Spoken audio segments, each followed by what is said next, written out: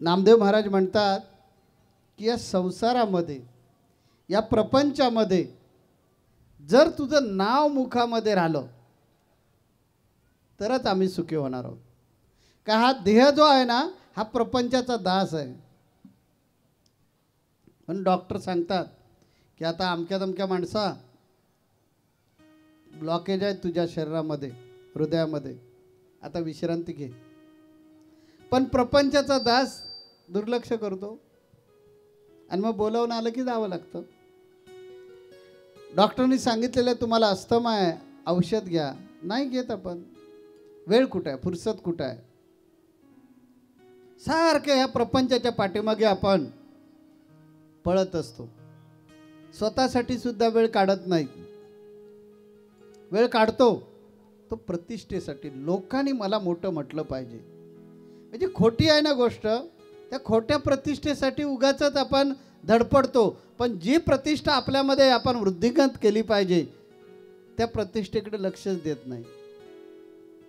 श्रीमंत आहे असं लोकांनी लेबल लावलं पाहिजे म्हणून सगळा खटाटोप आहे. गाडी पाहिजे, घोडा पाहिजे, घरदार पाहिजे, जमीन जुमला पाहिजे, सगळं पाहिजे पाहिजे पाहिजे पाहिजे. मला इथे एक गोष्ट आठवते. एक कपलक माणूस असतो. आपली स्थिती कशी होते बघा. कपलक म्हणजे काहीच नसतं त्याच्याकडे आणि 2-3 दिवसाचा उपाशी असतो आणि देवाचं सारखं नामस्मरण सुरू होतं. काय नसतं ना त्यावेळी देव आठवतो. जोपर्यंत काही आपल्याकडे असतं तोपर्यंत देव आठवत नाही आणि सगळं गेलं की मग देव आठवतो. ए देवा एवढा क्रूर का झालास रे, त्यालाच दोष लावतो परत आपण. तो कधीच क्रूर होत नाही. आपली भलीबुरी जी परिस्थिती झाली ना ते आपण जे जे काय मागच्या जन्मामध्ये केलंय ते सगळं घेऊन इथे आलोय त्यामुळे झालेले आहे. मग मागच्या जन्माच्या पुण्याईमुळे कदाचित आपण आता इथे चांगले श्रीमंत असू.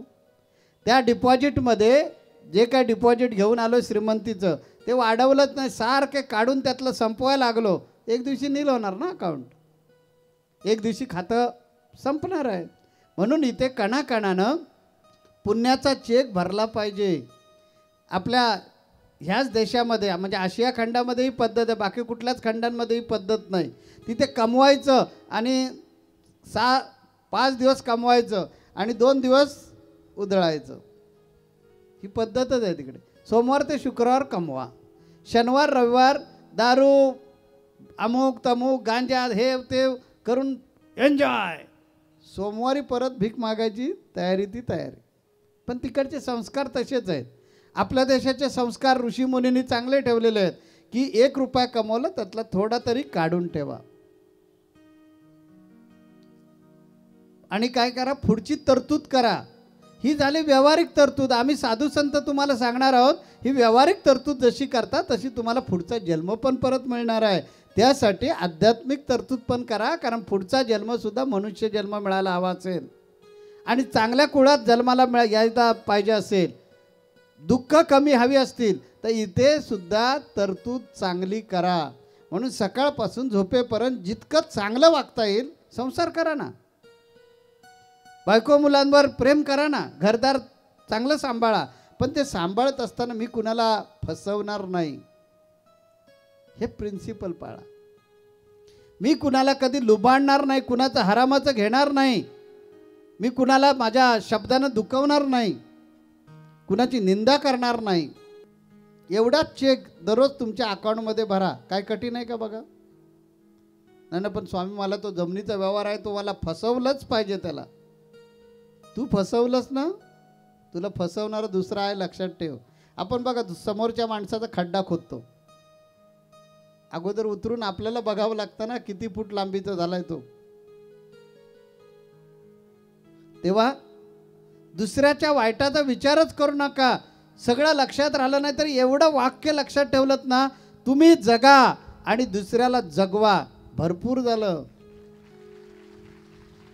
मग तुमचा सहाय्यकरी भगवंत आहे. भगवंत दास बनून तुमची सेवा करायला तयार आहे. पण वृत्ती चांगली असली पाहिजे. त्या तो कपलक माणूस, हातात पैसा नाही, 2-3 दिवसाचा उपाशी आहे, देवाचा धावा करतो आणि म्हणतो, देवा ही का रे परिस्थिती माझ्यावर आणलीस? म्हणजे चोराच्या उलट्या बोंबा. देव काय करणार त्याला? तुला हात दिले, तुला बुद्धी दिली, तुला कर्म करण्याचा अधिकार दिलाय, तुला मार्गदर्शन गुरूंच्या रूपानं केले, आणखीन काय करणार देव तुला? पण चुका आपण करायच्या आणि दोष द्यायचा देवाला. त्या हा मानवी स्वभाव आहे. म्हणून माणसाला धूर्त म्हणतात ना, कोल्यासारखा धूर्त, त्याचं नाव माणूस. कोला बघा, त्याला द्राक्ष हवी असतात, खायचे असतात, पण ती उंचावर असले, हाताला येत नसतील तर म्हणतात नाही बरोबर नाही, ते आंबट आहेत. म्हणून म्हणतं बघ, कोल्याला द्राक्ष आंबट. म्हणजे जे शक्य नाही आहे त्याच्यावर काहीतरी शिक्का मारायचा आणि सोडून द्यायचा. आपला बघा ना स्वभाव कसा, तो वाईट माणूस आहे. बघा बोट कुठं आहे माझं? तिकडे. पण 3 बोटं म्हणतात तुला बघ, तू त्याला म्हणतोस वाईट, पण तुला स्वतःला तपास. हे सांगण्यासाठी गुरूंची आवश्यकता असते की संसार त्याग न करिता, प्रपंच उपाधी न सांडिता, जनामध्ये सार्थकता विचाराचं होय. की संसार सोडू नका, प्रपंच सोडू नका, योग्य प्रकारचा विचार करा. तुम्ही विज्ञान युगामध्ये वावरणारे लोक आहात, त्या अंधश्रद्धांचा आधार घेऊ नका. तुम्हाला परमेश्वराने जी बुद्धी दिली त्या बुद्धीचा वापर करा आणि विचारा मनाला की मी फक्त स्वतःसाठी जगतोय की सगळ्यांसाठी जगतोय. स्वतःसाठी जगतो तो माणूस आणि सगळ्यांसाठी जगतो तो देव.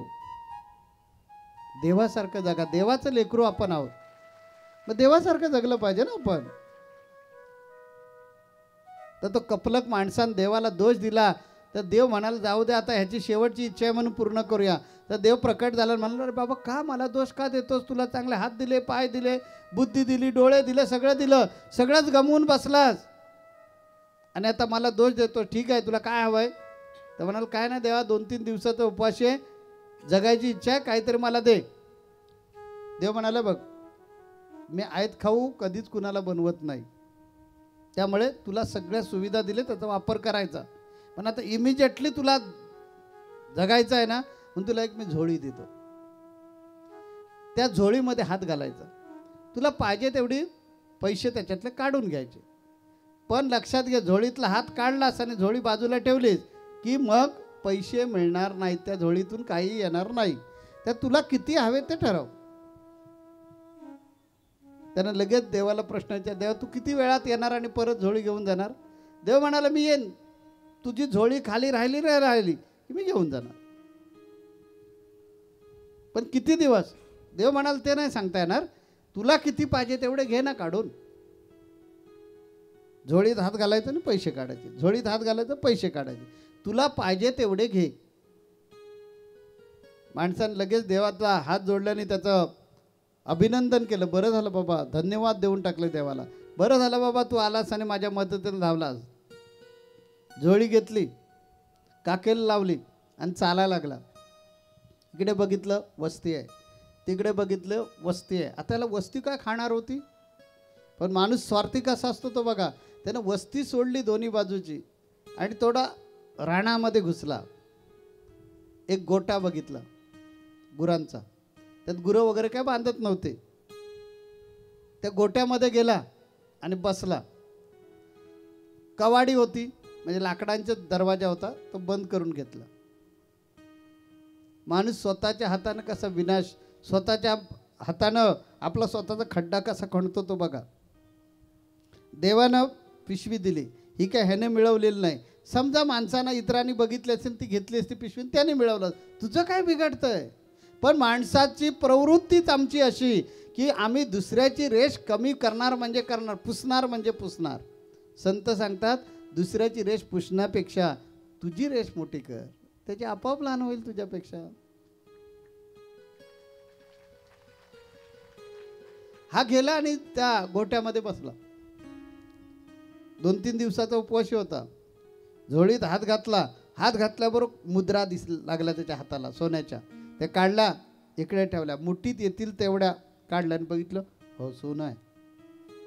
हात घातला, परत काढला, हात घातला, परत काढला. हळूहळू इकडे मुद्रांची रास वाढत चालले सोन्याच्या.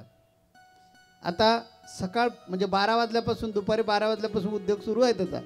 2-3 दिवसाचा उपवास आहे, तहानलेला आहे, व्याकुळ झालेला आहे. मग आता शहाण्या माणसानं थांबायला पाहिजे ना, थोडंसं जाऊया आता. ह्या मुद्रा एवढ्या एवढ्या मिळाल्यात, भरपूर झालं. आता ह्याच्यातल्या मोडू आणि काहीतरी आधी पहिलं खायची व्यवस्था करूया. उठे ना, स्वार्थ आडवा आला. देव आला आणि त्यानं आपली झोळी मागितली तर, म्हणून तो तिथेच बसला. 2-3 दिवसाचा व्याकुळ माणूस तिथेच बसला आणि तो आपला हात घालतोय, मुद्रा काढतोय, हात घालतोय, मुद्रा काढतोय. लघवीला हो झालं, पोट फुगलं, किडन्या फेल होण्याची पाळी आली. उठायला तयार नाही. तहान लागले, घशाला कोरड पडली, उठायला तयार नाही. देव आला तर, संध्याकाळ झाली तरी नाही, रात्र झाली तर नाही, इकडे मुद्रांचा ढीग लागले. हा एक माणूस, पोट तर केवढं एवढं, एका पोटाला किती लागणार? मी तुम्हाला सगळ्यांना विचारतोय, एका पोटाला लागणार किती? तरी सुद्धा गर्भ श्रीमंत होणारी माणसं जी असतात किती कमवून ठेवतात, 10-10 पिढ्यांसाठी कमवून ठेवतात.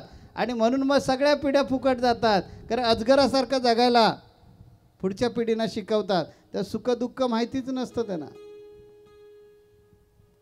आणि त्यामुळे फक्त सुख, सोन्याचा चमचा हातात घेऊन आलेले असतात. त्या पोरं उधळतात पैसे आणि पुढची पिढी सगळी फुकट घालून बसतात. जबाबदार हाच असतो. म्हणून मुलांना जन्म द्या, पण त्यांना स्वतःच्या पायावर उभं राहू द्या. त्याला कमवायला शिकवा, पण ठेवी इतक्या करून ठेवू नका की 10-10, 15-15 पिढ्या जरी बसून खायचं म्हटलं तरी सुद्धा संपणार नाहीत. मग पोरं छंदी होणार, कारण कष्ट करायची सवयच नाही ठेवली. हल्ली बघा, शहरामध्ये बरेचसे लोक कष्ट करायचं बंद झालंय.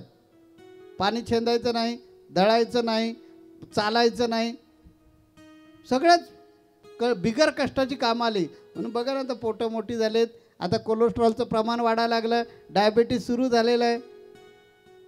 ही दुश्चिन्ह आहेत. ह्याने आता तरी थांबलं पाहिजे ना, नाही थांबलं. सारख्या मुद्रा काढत राहिला, सारख्या मुद्रा काढत राहिला. इतक्या मुद्रा काढल्या की त्याच्या डोक्याच्या वरती राशी गेल्या तरी उठे ना. शेवटी सगळं लघवी, संडास सगळं चॉकअप झालं ना. आणि सगळं गटर त्याचं बंद झाल्याबरोबर मुद्रे नंतर पुढे तर हात शिन झाले, अंगात ताकद नाही ना हात काढायला बाहेर, तरी उठायला तयार नाही. शेवटी 2-3 दिवसानं त्याची परिस्थिती अशी आली, झोळीमध्ये हात होता आणि 3ऱ्या दिवशी पहाटेला हात झोळीमध्ये घातलेला आहे आणि तो उचलायची पण ताकद नाही.